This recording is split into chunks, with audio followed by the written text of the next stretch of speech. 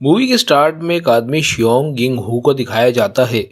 वो अपनी ज़िंदगी में काफ़ी मुसीबतों का सामना कर रहा है क्योंकि उसने लोन शार्क से काफ़ी पैसे उधार लिए हैं और अपनी बेटी और एक्स वाइफ से भी दूर हो गया है। एक ट्रेन स्टेशन पर एक आदमी उसे पैसे के लिए एक गेम खेलने की ऑफ़र देता है।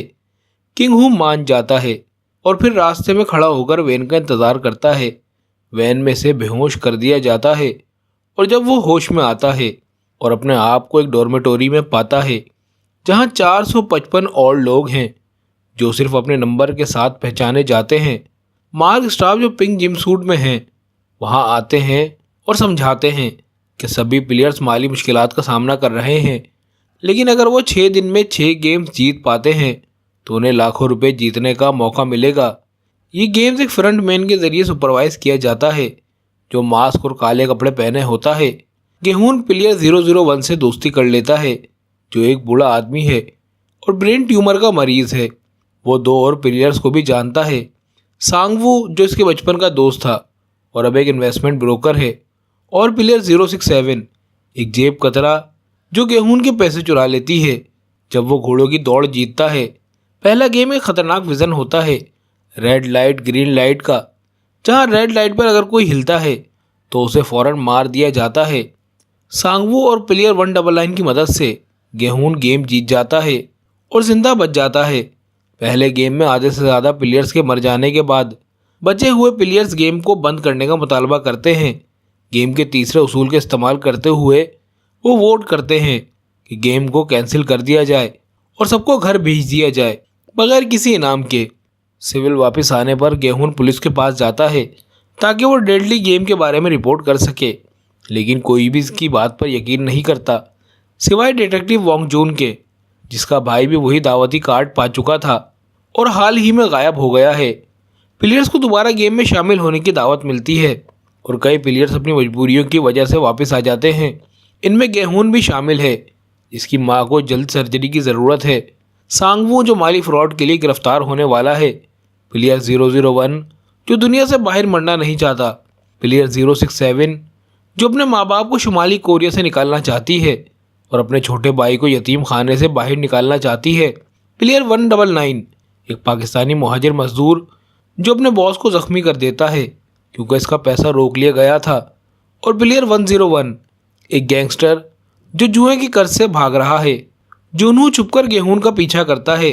जब गेम के स्टाफ इसे पिकअप करने आते हैं, जुहून अपने आप को मास्टर बनाकर गेम में घुसने में कामयाब हो जाता है और ये पता चलता है कि गेम का मुकाम एक अलग और दूर दराज जजीरे पर है। अब प्लेयर ज़्यादा तैयार हो चुके हैं और इत्तेहाद बनाने लगते हैं। गेहून, सांगवू, प्लेयर 001 और प्लेयर 199 मिलकर एक टीम बनाते हैं। प्लेयर 067 और 212 एक एयर वेंट के जरिए अंदर जाते हैं और वर्कर्स को शुगर के पतीले पिघलाते देखते हैं। अगला गेम होता है जिसमें हर प्लेयर को 10 मिनट के वक्त में एक कैंडी से एक स्टेम शेप को बिल्कुल सही निकालना है। सांगवू को पता चल जाता है कि प्लेयर 067 पहले से गेम को जानता है, लेकिन अपनी टीम को खबरदार नहीं करता और अपने लिए सबसे आसान शेप चुनता है। गेहून सबसे मुश्किल शेप अम्ब्रेला चुनता है, लेकिन वो कैंडी को पीछे से चाट कर शेप के पैरामीटर को आसानी से पिघलाकर गेम को मुकम्मल कर लेता है। प्लेयर 212 एक बदतमीज़ और चालाक औरत डेविड सू की मदद करती है और एक छुपा हुआ लाइटर इस्तेमाल करके गेम कंप्लीट करने में मदद करती है। एक डरा हुआ प्लेयर जो एग्जीक्यूशन के लिए तैयार है एक स्टाफ मेंबर को होस्टेज बना लेता है और उसे अपना मास्क उतारने पर मजबूर कर लेता है। जब उसे पता चलता है कि वो स्टाफ मेंबर एक जवान आदमी है तो वो प्लेयर खुदकुशी कर लेता है और वो स्टाफ मेंबर फ्रंट मैन के ज़रिए मार दिया जाता है क्योंकि उसने अपनी आइडेंटिटी रिवील कर दी। प्लेयर 111 जो एक डॉक्टर है चुपके से कुछ स्टाफ के साथ मिलकर मर चुके प्लेयर्स के ऑर्गन्स को ब्लैक मार्केट में बेच देता है और इसके बदले में इसे अपकमिंग गेम्स की इन्फॉर्मेशन मिलती है। जब डियोक्सो एक प्लेयर को मार डालता है क्योंकि उस पर उसने एक्स्ट्रा खाना लेने का इल्ज़ाम लगाया था, स्टाफ कुछ नहीं करता और इसके बाद प्राइस मनी की वैल्यू बढ़ा दी जाती है। लाइट्स ऑफ होने के बाद डॉर्मेटोरी में एक हंगामा हो जाता है जहां प्लेयर्स एक दूसरे पर हमला करते हैं। गेहून का ग्रुप बच जाता है और अपने नाम बताकर ट्रस्ट बनाने की कोशिश करता है। प्लेयर 199 का नाम है अली अब्दुल, प्लेयर 067 का नाम है कांगसी ब्यूक, प्लेयर 001 जो ब्रेन ट्यूमर का मरीज है, अपना नाम याद नहीं रख पाता। प्लेयर 212 ड्यूक्सो के साथ टीम बना लेती है। तीसरे गेम से पहले प्लेयर्स को 10 लोगों का ग्रुप बनाने के लिए कहा जाता है। गेहून की टीम में सीबियोग एक लड़की प्लेयर 240 को अपनी टीम में बुलाती है जो इसकी उम्र की लगती है, और अली अपने ग्रुप में प्लेयर 276 को शामिल कर लेता है। गेम का पता चलता है कि वो टग ऑफ वॉर होगा, जहां 2 रेस प्लेटफॉर्म पर टीम अपनी जीत के लिए दूसरी टीम को प्लेटफॉर्म से नीचे गिराने की कोशिश करती है। ड्यूक्सो जो प्लेयर 111 से पहले ही गेम के बारे में जान चुका है, सिर्फ ताकतवर मर्दों को अपनी टीम में लेता है और मी न्यू को रिजेक्ट कर देता है, जो फिर गेहून की टीम में चली जाती है। जब ड्यूक्सो की टीम जीत जाती है, गेहून का टीम एक फुल मेल टीम से लड़ता है और मुश्किल में पड़ जाता है। गेहून की टीम अपने टग ऑफ वॉर मैच को प्लेयर 001 की स्ट्रेटजी और सांगवू की तेज सोच से जीत लेती है। दूसरे हंगामे का अंदेशा देखकर वो सब एक बैरिक बनाते हैं और रात भर अपने टर्न से गार्ड ड्यूटी करते हैं, लेकिन ड्यूक्सो की टीम उन पर हमला नहीं करती। गेहून को 10 साल पुरानी एक बात याद आती है, जब उसके साथ काफ़ी वर्कर्स ने एक ऑटोमोबाइल फैक्ट्री में मास ले ऑफ के खिलाफ एहतजाज किया था। गेहून की ज़िंदगी की राह बदल गई थी। जॉन हो, जो कि एक स्टाफ मेंबर की आइडेंटिटी चुरा चुका था, ऑर्गन वेस्टिंग रैकेट देख लेता है। इसमें शामिल हर आदमी को जिंगहू को छोड़कर मार दिया जाता है। इसमें प्लेयर 111 भी शामिल होता है। फिर फ्रंटमैन पूरी फैसिलिटी में जिन्हू को ढूंढने का काम शुरू कर देता है और जिन्हू फ्रंटमैन के ऑफिस में घुस जाता है। वहाँ इसे पता चलता है कि ये गेम 30 साल से चल रहा है और इसका बड़ा भाई वॉन्ग इन हू 2015 में इस गेम का विनर था। प्लेयर्स को उसके साथियों की बॉडीज दिखाई जाती है जो चीटिंग कराने के लिए लटका दिए गए हैं, और उन्हें ये यकीन दिलाया जाता है कि गेम्स हर प्लेयर को बराबर का मौका देने के लिए डिज़ाइन किए गए हैं, बिना किसी भेदभाव के। चौथा गेम शुरू होता है, जिसमें प्लेयर्स को अपने पार्टनर के साथ पेयर बनाने को कहा जाता है, लेकिन जब वो गेम खेलते हैं तो पता चलता है कि उन्हें टीम बनाने की जगह अपने पार्टनर के खिलाफ खेलना है। हर प्लेयर को मार्बल का एक गेम खेलना होता है, जिसमें जो अपने पार्टनर के सारे मार्बल्स 30 मिनट में जीत लेगा वो जीत जाएगा और ज़िंदा रहेगा। सीबियोग और प्लेयर 240 अपनी ज़िंदगी के किस्से बांटते हैं, जहां प्लेयर 240 दिखाती है कि सीबियोग के पास ज़िंदगी जीने के लिए ज़्यादा वजह है और अपने मार्बल सेक्रीफाइस कर देती है। सोंगवू अली को धोखा देकर उसके मार्बल्स ले लेता है और जीत जाता है, जिससे अली की मौत हो जाती है। ड्यूक्सो अपने पार्टनर हैचमैन को हरा देता है। गेहूं अपने गेम में प्लेयर 001 की डायमेंशिया का फ़ायदा उठाता है, लेकिन उसे जानकर ही शौक लगता है कि प्लेयर 001 पूरे वक्त से उसकी चालाकियों से वाकिफ़ था। प्लेयर 001, जिसका असली नाम ओएल नाम है, गेहून को जीतने का मौका देता है क्योंकि वो उसे गंबो समझता है, मतलब अपना एक अच्छा दोस्त समझता है। गेहून, सांगवू और सेबियोग अपने दोस्तों की मौत से बहुत ज़्यादा ट्रॉमेटाइज हो जाते हैं। गैर मुल्की वीआईपी जो रिमोट गेम्स पर बैटिंग कर रहे थे, अब लाइव दिखाने और अगले राउंड पर शर्त लगाने के लिए आ जाते हैं। जॉन हो, जो एक मास्टर सा बनकर वहाँ पर छुपा हुआ होता है, एक प्राइवेट रूम में वो वीआईपी पर हमला कर देता है, उसकी कन्फेशन रिकॉर्ड करता है और आइलैंड से भाग जाता है। इसके बीच 5वां गेम शुरू हो जाता है, जिसमें प्लेयर्स को 2 पैनल वाली बुर्ज पर जाना होता है। हर पैनल या तो टेम्पर्ड गिलास का होता है या फिर रेगुलर गिलास का, जो उनका वज़न नहीं झेल सकता। लाइन के आगे प्लेयर्स अपनी जान को खतरे में डालकर पैनल का टेस्ट करते हैं और गिरकर मर जाते हैं।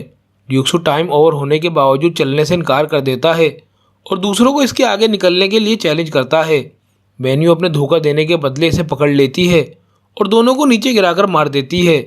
प्लेयर 017, जो एक तजुर्बेकार एक गिलास वर्कर है, समझ जाता है कि कौन सा पैनल सेफ है, लेकिन फ्रंट मैन लाइट्स ऑफ कर देता है, जिससे इसका एडवांटेज चला जाता है।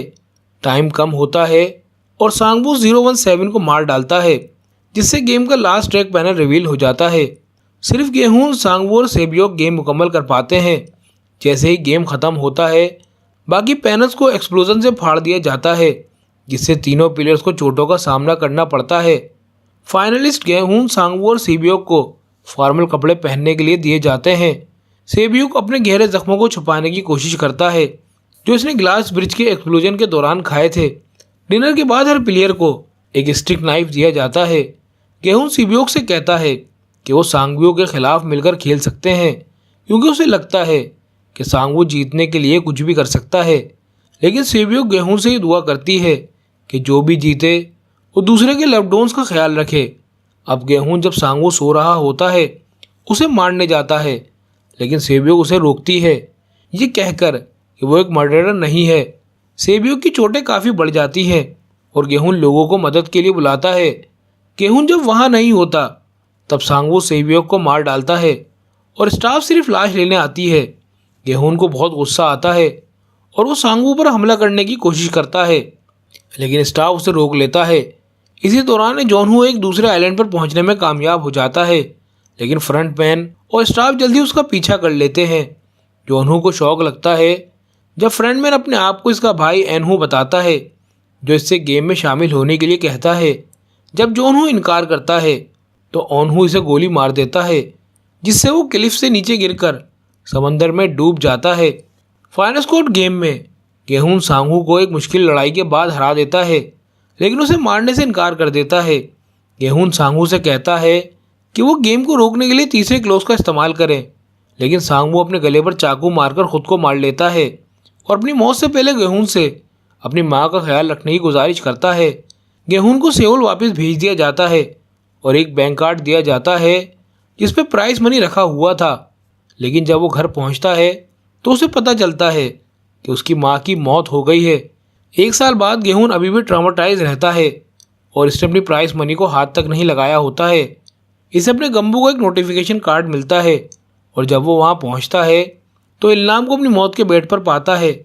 मौत से पहले गेहूं को बताता है कि इसने अपने ये बचपन के खेल छोड़ दिए थे और गेहूं के ग्रुप में नॉस्टैल्जिया की वजह वो कहता है कि एक बेहोश आदमी जो स्ट्रीट कॉर्नर पर पड़ा है, क्या उसे मैदानियत से पहले मदद मिलेगी। जब वो आदमी बचा लिया जाता है, इनाम थोड़ी देर बाद मर जाता है। गेहूं से एक हिस्सा भी देता है। फिर गेहूं अपनी बेटी से मिलने के लिए लॉस एंजलिस जाने के लिए एयरपोर्ट पर जाता है, लेकिन वहाँ वो फिर से वही गेम रिक्रूटर को देखता है जो एक और नए प्लेयर के साथ वाकजी खेल रहे होते हैं।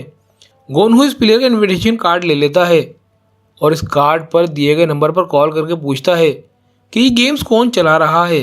इसे फ़ौरन जवाब मिलता है कि प्लेन पर चढ़ जाए, लेकिन गेहूं कॉल बंद कर देता है और एयरपोर्ट टर्मिनल की तरफ वापस चला जाता है।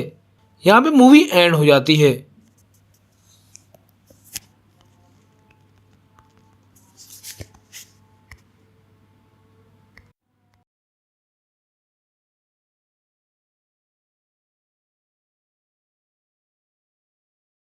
तो दोस्तों हो जाइए तैयार तड़कती भड़कती मूवी को देखने के लिए।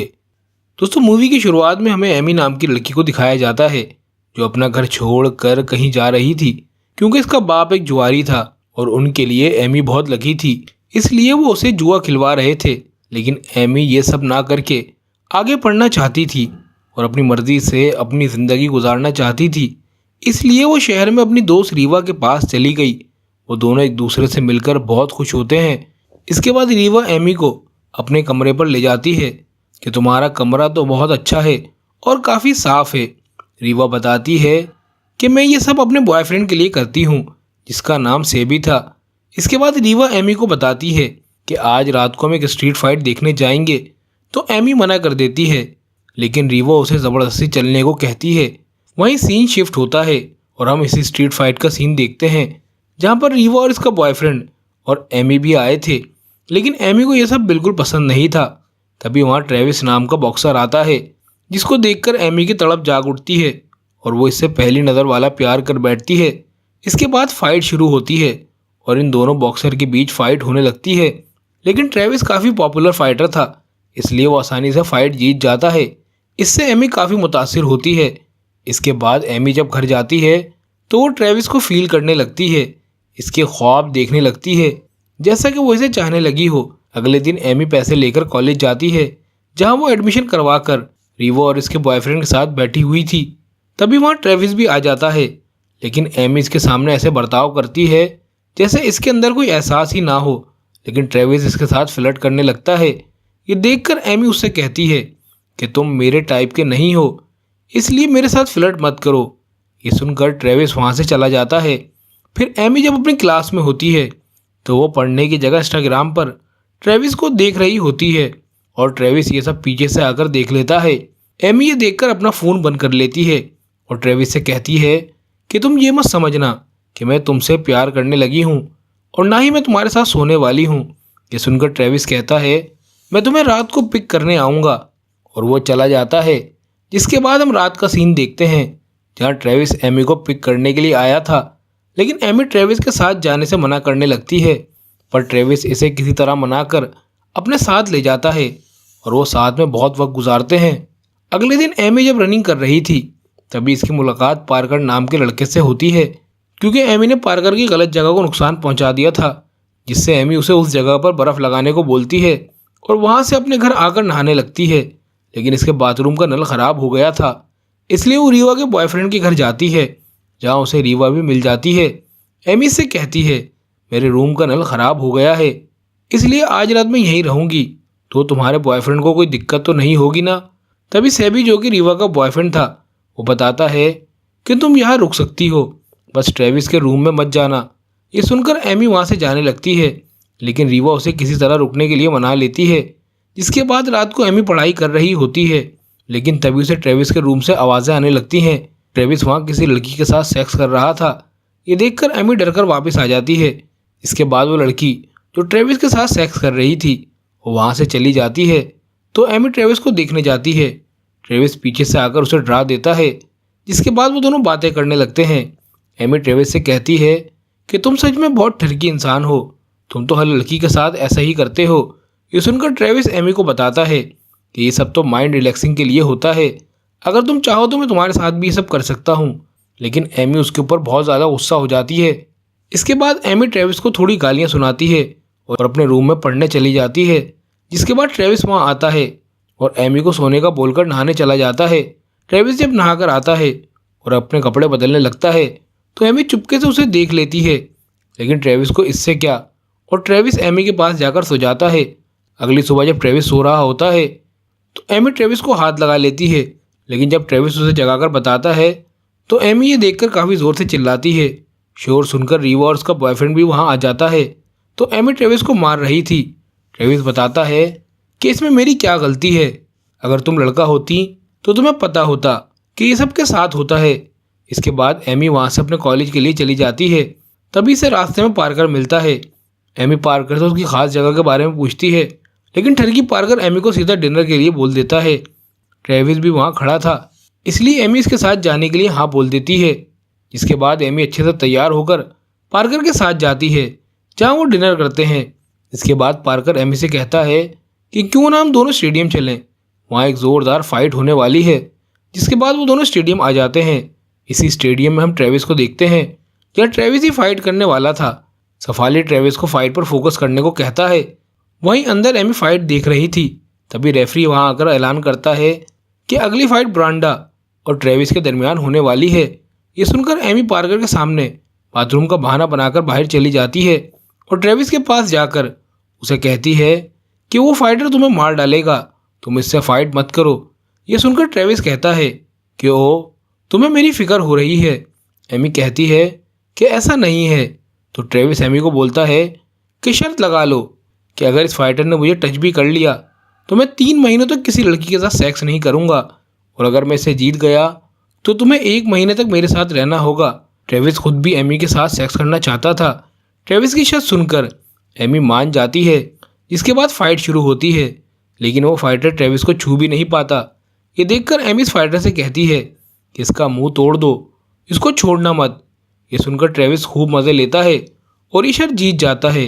ये देखकर एमी डर जाती है कि अब ट्रेविस मेरे साथ भी वैसा ही करेगा। तभी वहाँ पार्कर आ जाता है, जिसे कुछ भी समझ नहीं आता। तो एमी पार्कर को कार में ले आकर उसे शर्त के बारे में सब कुछ बता देती है और एमी पार्कर से गुड नाइट किस मांगती है। पार्कर जब उसे किस करने लगता है तभी वहाँ ट्रेविस आ जाता है। ये देखकर पार्कर डर जाता है और एमी को वहाँ से जाने को कहता है। वहाँ से सीन शिफ्ट हो जाता है और हमें एमी और ट्रेविस को साथ दिखाया जाता है, क्योंकि अब एमी को ट्रेविस के साथ 1 महीने तक रहना होगा। एमी ट्रेविस से कहती है कि मेरी बस तुम्हारे साथ रहने की बात हुई है, अगर तुमने मेरे साथ कुछ भी करने का सोचा तो मैं यहाँ से चली जाऊँगी। ये बोलकर वो दोनों सो जाते हैं। अब उनका 1 महीने का सफ़र शुरू हो जाता है, जहाँ वो धीरे धीरे अच्छे दोस्त बनने लगते हैं और दिन गुजारने लगते हैं, और इसी तरह 9-10 दिन निकल जाते हैं। जिसके बाद वो धीरे धीरे एक दूसरे के करीब आने लगते हैं। थोड़े दिन निकलने के बाद ट्रेविस एमी को अपनी फैमिली से मिलवाने ले जाता है, जहाँ इसके भाई और डैड रहते हैं। लेकिन ट्रेविस की माँ बचपन में ही उन्हें छोड़कर चली गई थी। इसके बाद वो सब एक साथ डिनर करते हैं। डिनर के बाद वो सब पोकर खेलने लगते हैं, लेकिन एमी पोकर खेलने से मना कर देती है। इसके बाद ट्रेविस के भाई एमी को पोकर खेलने पर मजबूर करते हैं, तो ट्रेविस बताता है कि मेरे भाई को पोकर में कोई नहीं हरा सकता। ये सुनकर एमी पोकर खेलने के लिए मान जाती है और एमी ट्रेविस के भाई को हरा देती है। तब ट्रेविस के डैड एमी से पूछते हैं कि तुमने ये गेम कहाँ सीखा? तो एमी बताती है कि मैंने ये गेम वेगास में अपने घर पर सीखा था और ये मुझे मेरे पापा ने सिखाया था। तो ट्रेविस के डैड बताते हैं कि मैंने वेगास में एक मशहूर पोकर के बारे में सुना तो है, लेकिन कभी उसे देखा नहीं। तब ट्रेविस का भाई सबको एक आर्टिकल दिखाता है जिसमें एमी की फ़ोटो थी, जिसमें लिखा था कि लकी 13 कहीं गायब हो चुकी है। ये देखकर सब समझ जाते हैं कि एमी ही वो लकी 13 है, इसलिए वो सब एमी का ऑटोग्राफ लेने लगते हैं।